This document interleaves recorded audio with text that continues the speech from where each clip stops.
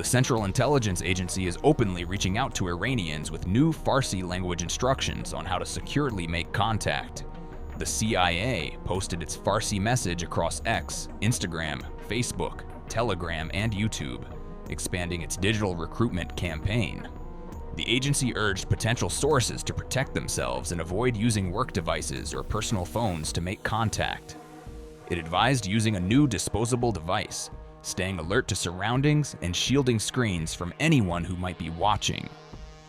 Those reaching out are asked to share their names, locations, job titles, and any access to information of value to U.S. intelligence. The CIA also recommended using a trusted VPN not based in Russia, Iran, or China, or the encrypted Tor network. The public appeal is part of a broader effort to recruit sources in adversarial states including Russia, China, and North Korea.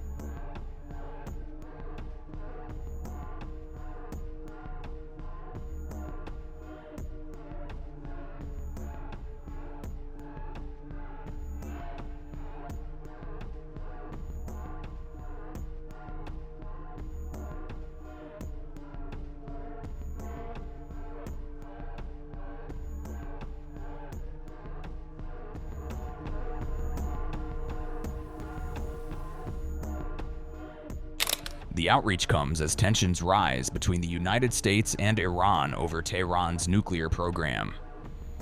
U.S. President Donald Trump has warned he could order military action if nuclear talks collapse.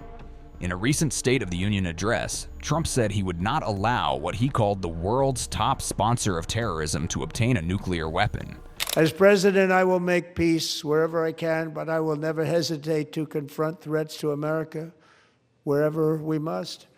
That's why in a breakthrough operation last June, the United States military obliterated Iran's nuclear weapons program with an attack on Iranian soil known as Operation Midnight Hammer.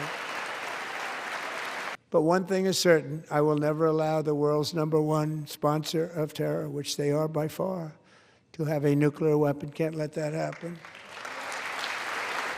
Iran has repeatedly denied it is seeking a nuclear arsenal, insisting its nuclear activities are for peaceful civilian purposes only.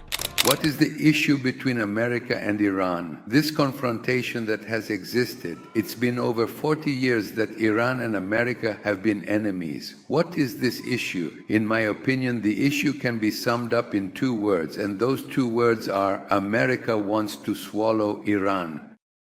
However, the courageous and resilient Iranian nation, alongside the steadfast Islamic Republic, are actively working together to prevent this from happening through their unwavering determination and strength.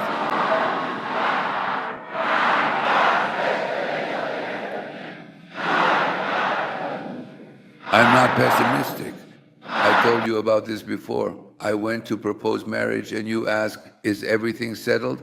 The issue comes down to just two words. I say, we want your daughter, and they reply, you have no right. Now, the Iranian nation has told the other side, you have no right, meaning the Iranian nation's fault is this very issue. The dispute is over this matter. In Iran, your country, there are many attractions.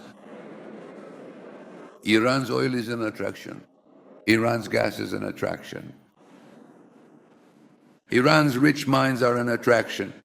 Iran's strategic and geographical position is an attraction. There are many other characteristics as well. Iran is a country that a greedy, aggressive power would naturally covet. It is only natural that they set their sights on it. Iran is such a country. They want to take over this country, just as they had occupied it before. For more than 30 years, the Americans were in Iran. The resources were in their hands. The oil was in their hands. Politics was in their hands. Security was in their hands. Relations with the world were in their hands. Everything was in their hands, and they did whatever they wanted. For 30 years it was in their hands, then it was cut off, and now they want to come back and have the same situation as during the Pahlavi era. Meanwhile, U.S. envoys Steve Witkoff and Jared Kushner are set to meet Iranian officials in Geneva for fresh negotiations. Iran's delegation will be led by Foreign Minister Abbas Araghchi as both sides attempt to revive stalled nuclear diplomacy. Trump has threatened military action if no agreement is reached, raising the stakes of the high-level talks. For decades, it had been the policy of the United States never to allow Iran to obtain a nuclear weapon. Many decades. Since they seized control of that proud nation 47 years ago, the regime and its murderous proxies have spread nothing but terrorism and death and hate. They've killed and maimed thousands of American service members and hundreds of thousands and even millions of people with what's called roadside bombs. They were the kings of the roadside bomb. And we took out Soleimani. I did that during my first term. Had a huge impact. He was the father of the roadside bomb.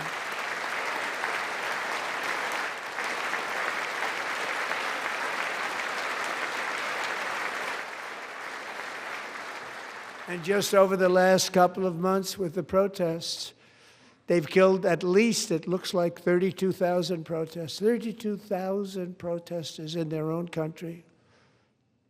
They shot them and hung them. We stopped them from hanging a lot of them with the threat of serious violence. But this is some terrible people. They've already developed missiles that can threaten Europe and our bases overseas, and they're working to build missiles that will soon reach the United States of America. After Midnight Hammer, they were warned to make no future attempts to rebuild their weapons program, and in particular, nuclear weapons. Yet they continue. They're starting it all over. We wiped it out, and they want to start all over again, and are at this moment again pursuing their sinister ambitions. We are in negotiations with them. They want to make a deal, but we haven't heard those secret words. We will never have a nuclear weapon. My preference